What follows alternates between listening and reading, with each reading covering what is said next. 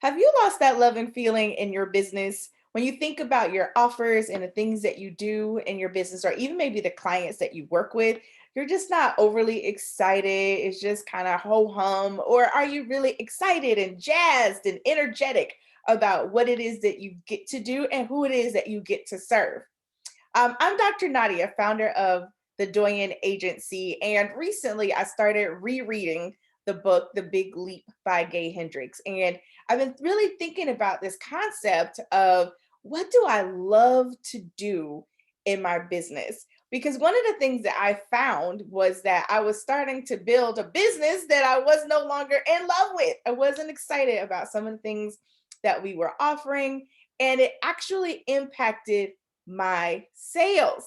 And so you're starting to wonder, like, hey, what is going on? It may be time for you to take a step back and really look at what it is that you're building, what it is that you're doing in your business, and how you're actually feeling about it. One of those questions, that song by Tina Turner, what's love got to do with it?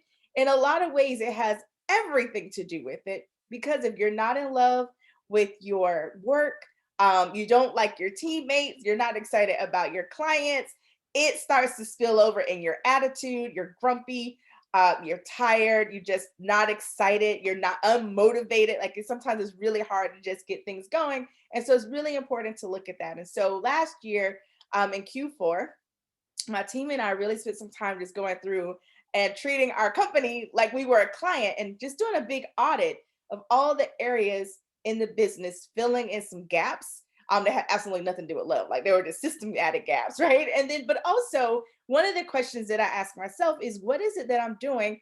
And how do I really feel about it? Like, am I as excited? Is this the direction that I saw the company going?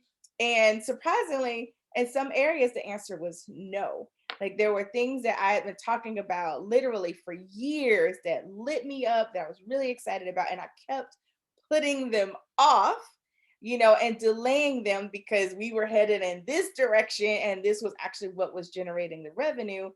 But we hit a ceiling, and part of that was me. And your business can't grow beyond you, right? And so I one of the things that I really needed to deal with was this feeling about and committing to really doing the work that I love to do. And so anyway, as I was saying, I started rereading this book by Gay Hendricks, The Big Leap. And as he's talking about the four zones and getting into your zone of genius, I was like, oh my gosh, no wonder I've been hanging out in the zone of excellence, which has been great. And people loved having me there, but it was no longer lighting me up. And it was no longer enough to sustain me, especially after having such a challenging year in 2020. Just so many different things that were going on, both with in the world period, and then also in my personal life, where it was like, whoa, this right here is not going to work. So in that, there were two questions as I'm going through this book, and I'm just, like really getting jazzed, and more so not because I needed to remind myself, but it was more just to keep me accountable and on track.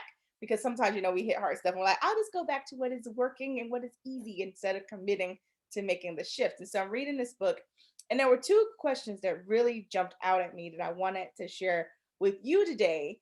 The first one was, what do I most love to do? And in it, in parentheses, this is straight from Gay Hendricks, this is not Nadia. I love it so much I can do it for long stretches of time without getting tired or bored. What do I most love to do? And I was like, oh my gosh, like there are things that I, kind of love to do, or I kind of like it, or I can do it, like I'm good at it. It's like, oh, I can do it. But what do I most love to do? And how do I, and this is Nadia's addition, how do I then do more of that in my business? How do I bring more of that out in the things that I do? And while there are certain things that may need to be done, then they don't necessarily need to be done by me. I need to hire someone and bring support on my team where that is what they most love to do, right? So now we create this synergy. I get to do what I love to do. They get to do what they love to do. We're working toward a single vision, and it's amazing.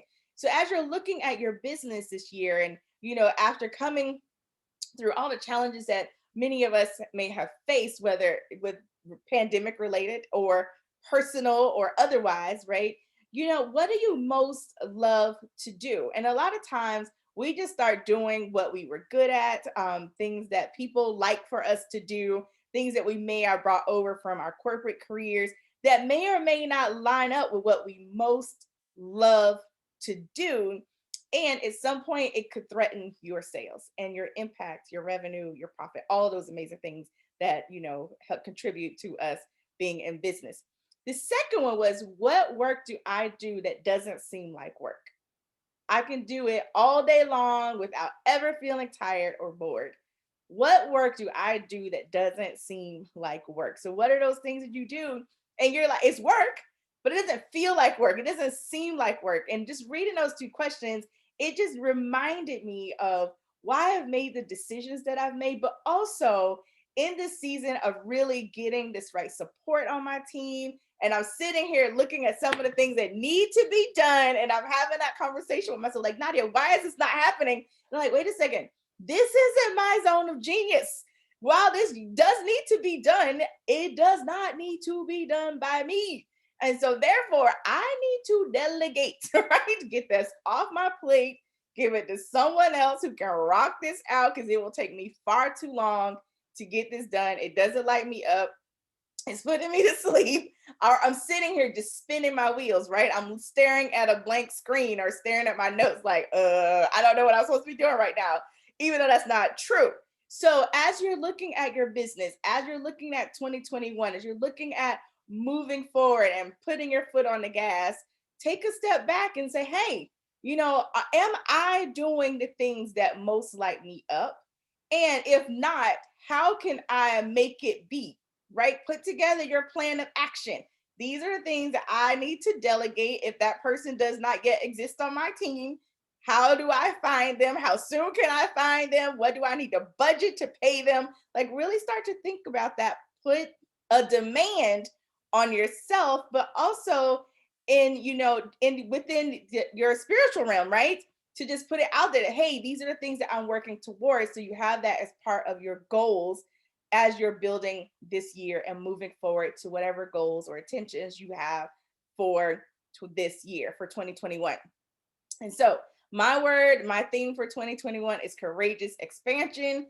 Part of that is having the courage to just say no to the things that no longer light me up, to really commit and set the boundaries necessary for me to operate and flow in my zone of genius, and then surround myself with other geniuses who can flow in their zone of genius so we can make some big things happen in 2021 and have a much greater impact. It'll not only impact your business, it'll impact your family life, it'll impact your health. Like, it'll impact so many areas of your life when you really get the right support.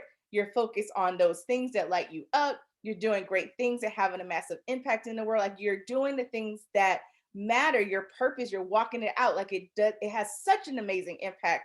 I'm telling you, I've seen it time and time again, not only with for myself, but even with my clients. I could tell when things just aren't quite right. They're just not quite loving it. Maybe they got some direction from one of their coaches and they're like, I don't know, right? Or, so just really looking at that and understanding how that might impact your business moving forward. And so with that, would love to stay connected with you. So if you would, you could always subscribe to our YouTube channel at Straight Talk About Sales with Dr. Nadia over on YouTube. We would love to have you as we're sharing different content, different concepts, and would love to just hear your feedback. Like, what lights you up and how do you flow in your zone of genius? So feel free to comment below. Would love to hear your feedback. And if you haven't, I strongly recommend you grab a copy of The Big Leap. It will change your life. All right. This is Dr. Nadia signing off. I'll talk to you again soon. Bye-bye.